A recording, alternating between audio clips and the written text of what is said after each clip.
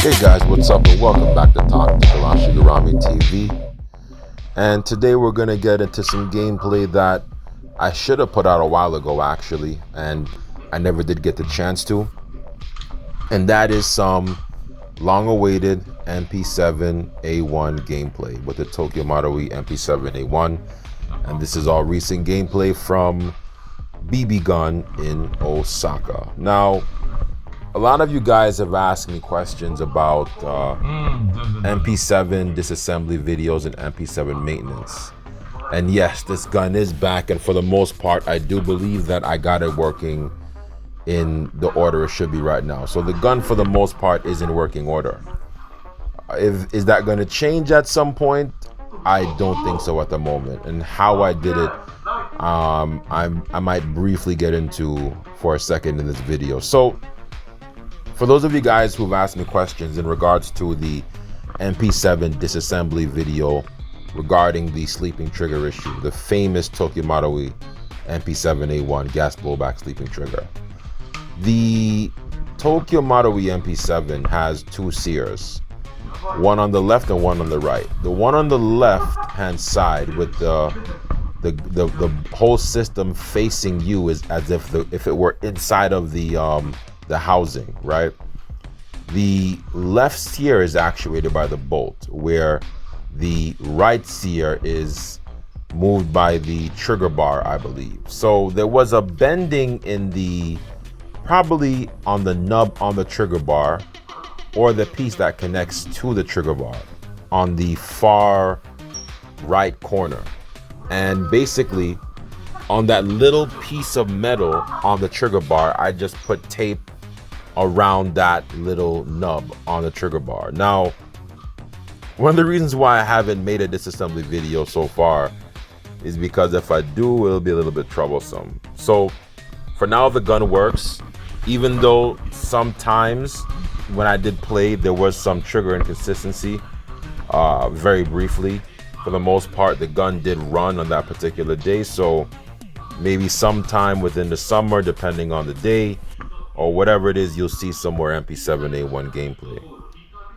Anyway, going forward, it is a very, I would say, a good gun to use. If you can maintain it very well and use it, it is a very good tool to have, in my opinion, especially for CQB. Even though there are a few other guns that probably would do the job a little bit better.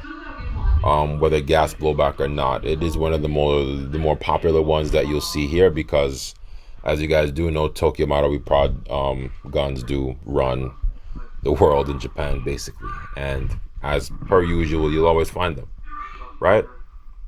This game was really interesting because we did get the chance to play in the office map, which is the other map that they have featured at BB Gun Osaka that is not the dimension field, which is the field that you guys saw so far, which, you know, is unique in a sense, right? Basically, what you're doing is you're playing in one lane, and during this particular game, I played with people that were brand new. So the gameplay is not super explosive or anything like that, as what you would expect. It is very slow. Most of the people who do play here, the game style is a very slow pace, unless I guess there's multiple players, and even in that case, it's still going to be relatively slow with people doing mostly, hiding behind corners other than shooting. The goal is to mix up and vary the gameplays and kind of get different feels, and basically, hopefully, everyone can enjoy the gameplay, the future ones, with a little bit more variety, right? That's the goal. The gun overall did perform really well. The reflex sight that's on the gun does need to be re-zeroed. At some point in time, I'm going to re-zero it, but I was able to run the patented tracer on the MP7 in this game, and it did run really well. It still has that same power. Unlike most of the other sub-gas guns, the MP7 is known for being a relatively powerful gun to use for CQB. And there you have it with the the Mp7a1. Very compact, still very good. At the moment, I can't say that it's super reliable, but I was able to work my single shot and fully automatic sear without having any issues. I do have another game that I'm going to put out within the near future, and as a near future, I definitely mean within the next 2 weeks, and it is one of the full auto games that I did play at BB Gun. So a couple of things that make BB Gun really interesting is that they allow fully auto games occasionally, depending on the situation, as well as, you know, lights and blind fire. So for me, they're definitely I would say the most lenient field that I have played at in Japan in terms of gear, although they are very strict about the eye protection policy. So during all of my games, I can no longer wear the gaiters when I play inside of any of the fields, or even if I'm at the range.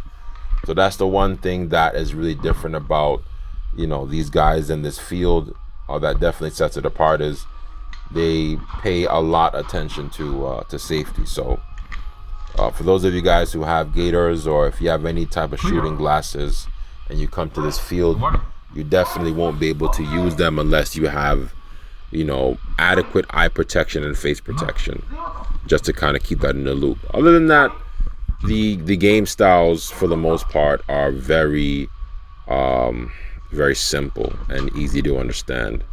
So I was able to play, and even during the regular death matches that were really fun, right? I had no issues understanding what was going on, as the instructions were put out in Japanese as well as English.